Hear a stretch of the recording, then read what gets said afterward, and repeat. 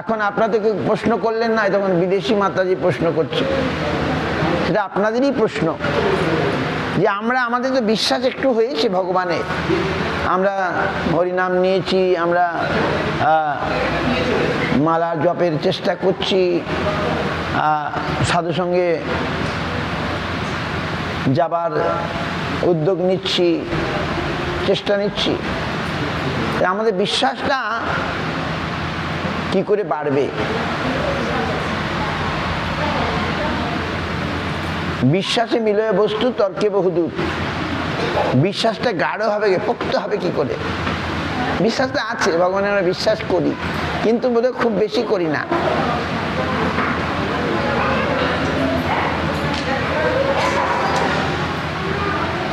এইটা হচ্ছে প্রশ্ন, যে বিশ্বাসটা বাড়বে কি করে। শ্রদ্ধা, বিশ্বাস শব্দে বিশ্বাস, শ্রদ্ধা শব্দে বিশ্বাস করে সূর্য নিশ্চয় কৃষ্ণ ভক্তি করিলে সর্বকর্মকৃত হয়। শ্রদ্ধার নামই হচ্ছে বিশ্বাস। শ্রদ্ধা, বিশ্বাস থেকে আসে, স্বীকৃতি থেকে আসে। ফ্রম স্বীকৃতি ইউ আর গেটিং শ্রদ্ধা। শ্রদ্ধা মিন্স ফেথ। তারপরে আমাদের কি সাধুসঙ্গ লাভ হয়?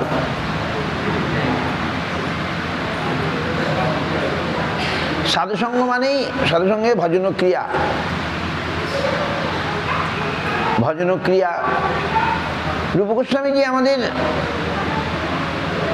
পথ দেখিয়েছেন, we have to follow that. রূপ Goswami given us the path.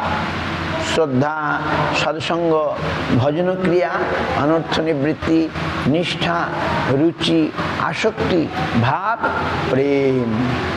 It is very mathematical. অঙ্কের মতো, very scientific. শ্রদ্ধা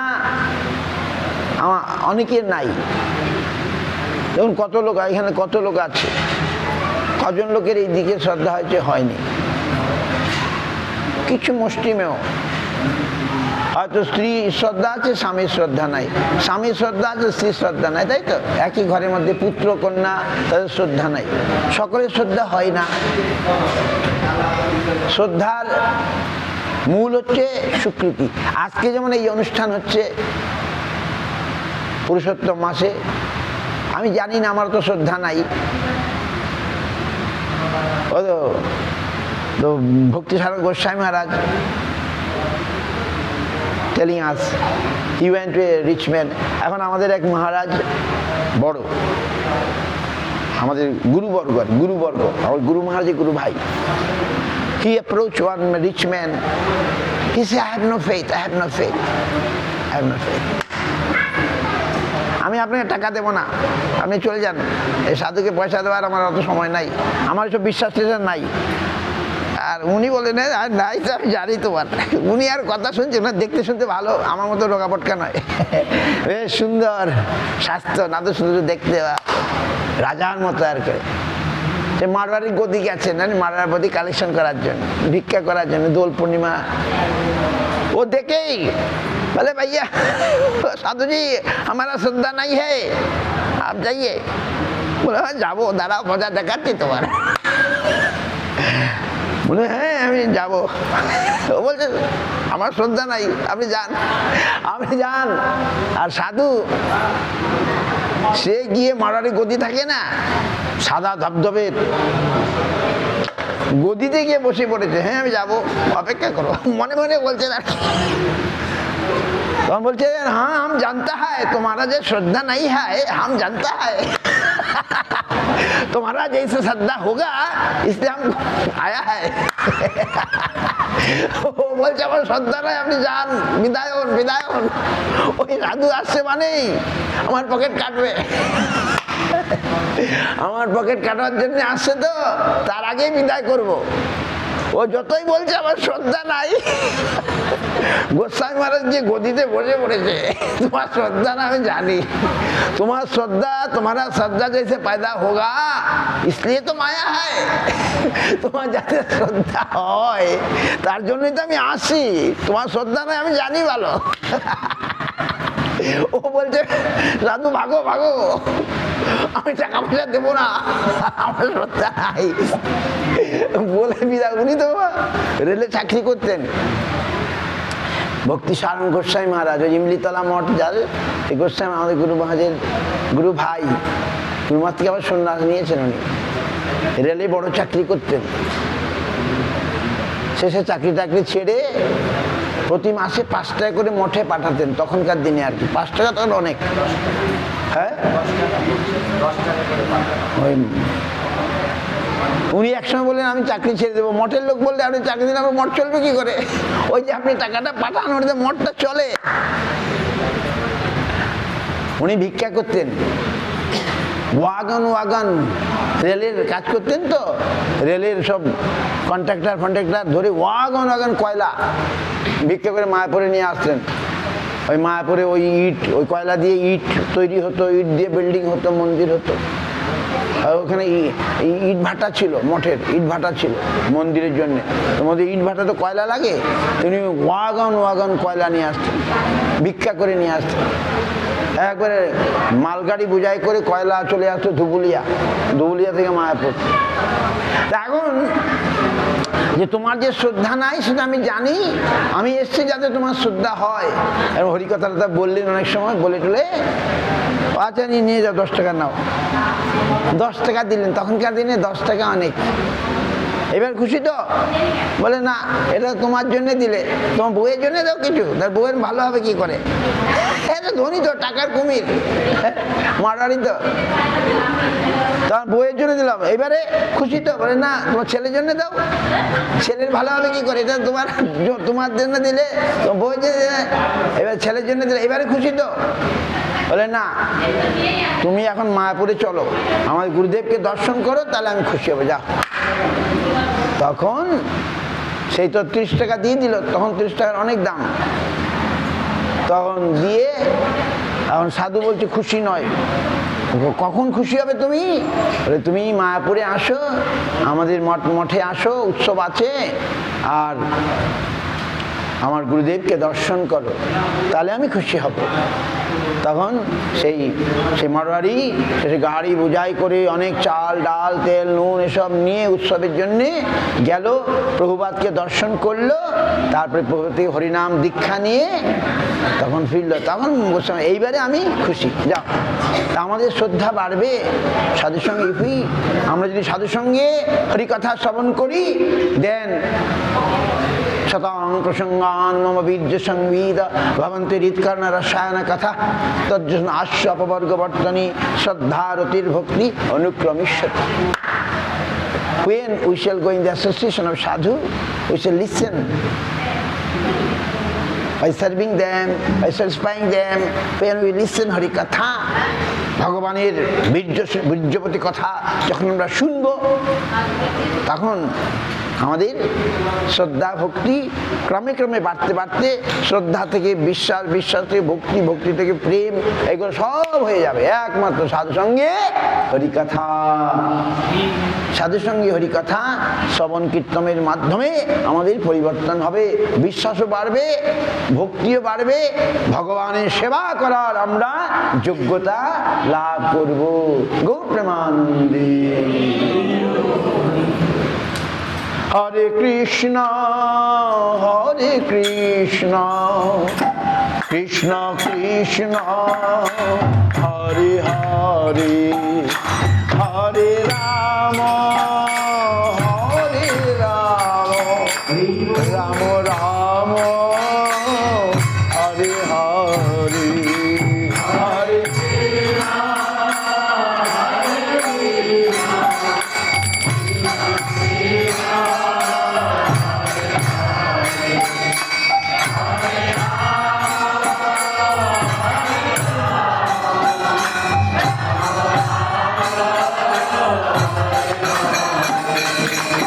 হরে কৃষ্ণ হরে কৃষ্ণ কৃষ্ণ কৃষ্ণ হরে হরে, হরে রাম রাম রাম হরে হরে।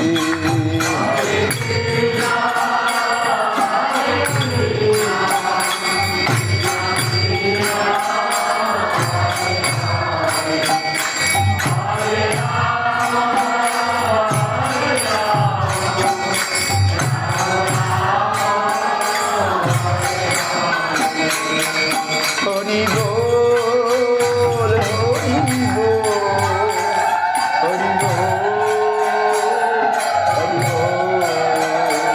হরি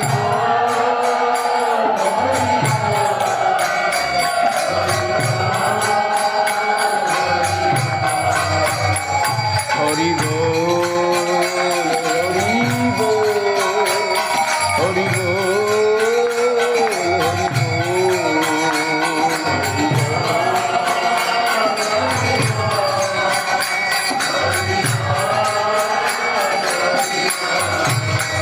নিরাই গৌর হরি বল,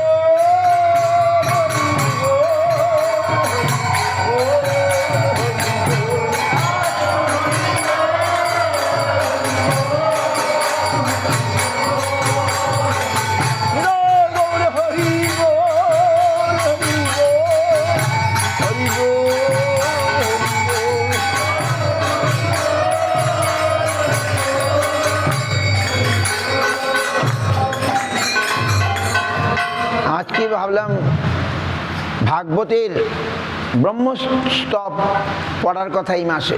ব্রহ্মস্তব আপনারা পড়বেন, ভাগবতের দশম স্কন্ধ 14 অধ্যায় ব্রহ্মা ভগবানকে স্তব করেছিলেন। আমি একটি শ্লোক বলবো বা দুটি শ্লোক বলবো, সেটার জন্য ভাগবত এনেছি এখানে। যা বললাম সব ভাগবতেরই কথা। আর ব্রহ্মা স্তুতিটা এই মাসে আমাদের পাঠ করতে হবে। ব্রহ্মা স্তুতি করেছিলেন ভাগবতের দশম স্কন্ধ, ভাগবতের 14 অধ্যায়ে। আমি বলে যাচ্ছি, পরে দিয়ে ব্যাখ্যা, আপনি অনেকবার ব্যাখ্যা করেছি। কি বলেছিলেন? তত্যনুকম্পাং সুসমীক্ষমান ভুঞ্জানেবাত্মকাত বিপাপং হৃদ্বাগ্ভীর্বিদধন নমস্তে জীবিত যশ মুক্তিপদে দয় ভাগ। আপনারা বলুন আমার সঙ্গে সঙ্গে, তত্ত্বে অনুকম্পাং, তত্ত্বে অনুকম্পাং সুসমীক্ষমান ভুঞ্জান এবাত্মকৃত বিপাকং হৃদ্বাক বপুবীর বিদধন নমস্তে জীবেত য স মুক্তিপদে দায়ভাগ। এই শ্লোকটা সকলে মুখস্থ করে আসবেন, আমি তখন আপনাদের বুঝিয়ে দেবো ভালো করে, মনে থাকে। আর যারা এখানে আসেন এই শ্লোকটা মুখস্থ করবেন। বলে বয়স কাছে মুখস্থ হয় না, তবু চেষ্টা করবেন। খাইতে শুইতে বসতে হাঁটতে শ্লোকটা মুখস্থ করবেন। তত্ত্বে অনুকম্পাং সুসমীক্ষমান ভুঞ্জানে বাত্মকৃত বিপাকম হৃদ্বাগ বভীর্বিদধন নমস্তে জীবিত যশ মুক্তিপদে দায় ভাগ। ব্রহ্মা বলছেন। এর ব্যাখ্যা কি? ব্যাখ্যা আমি অনেকবার বলেছি, ভেরি ইম্পর্টেন্ট। সমস্ত ভাগবতের সার, সার মানে যদি বলতে চান, যদি 10টা শ্লোক থাকে এই একটা, এর মধ্যে আমাদের অনেক সমস্যার সমাধান করে দিয়েছেন। যে আমাদের এখন একটাই প্রশ্ন, যে আমাদের দুঃখ কষ্ট জ্বালা যন্ত্রণা কেন ভগবান আমাদের দিচ্ছেন, কেন দিচ্ছেন? আমরা ভগবানকে দোষ চাপিয়ে দিই না, ভগবান কেন দুঃখ দিচ্ছে, না দিলেই তো পারতেন। বলে না, যেমন কর্ম তেমন ফল। তুমি যা করেছো সেটাই তোমার কাছে ফিরে আসছে। আমরা যে যেমন কর্ম করেছি তার ফল এসছে। আমার দুঃখ কষ্ট মানে আমারই কৃত কর্মের ফল, ভগবান ইচ্ছা করে দিচ্ছেন না। তাহলে আমার কি করতে হবে? হৃদ্বাক বপুবীর, মানে কায় মনো বাক্যে, হৃদয়ের দ্বারা, বাক্যের দ্বারা, শরীরের দ্বারা আমি তোমার শরণাগত হলাম। বপুবীর বিদধন নমস্তে। নমস্তে মানে কি? আমরা প্রণাম করি মানে কি? প্রণাম করা মানে আমি শরণাগত হলাম, আমি তোমার শরণাগত, মাথাটা নুয়ে দিলাম, আমি তোমার শরণাগত, সাষ্টাঙ্গ আমি তোমার শরণাগত হলাম। বাহ, বলছি যে এই কায় মনোবাক্যে,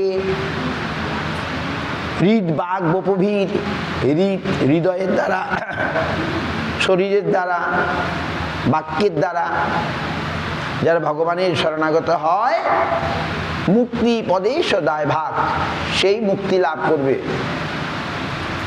এই বন্ধন তার নষ্ট হয়ে বলে কেমন, যেমন মা ছেলেকে মাঝে মধ্যে মারেন, বাচ্চা ছেলে শাসন করেন, মা বাবা যারা তাকে সবচেয়ে বেশি ভালোবাসে, মা বাবা সন্তানকে সবচেয়ে বেশি ভালোবাসে কিনা, কিন্তু মাঝে মধ্যে তাকে মারের দরকার হলে কেন,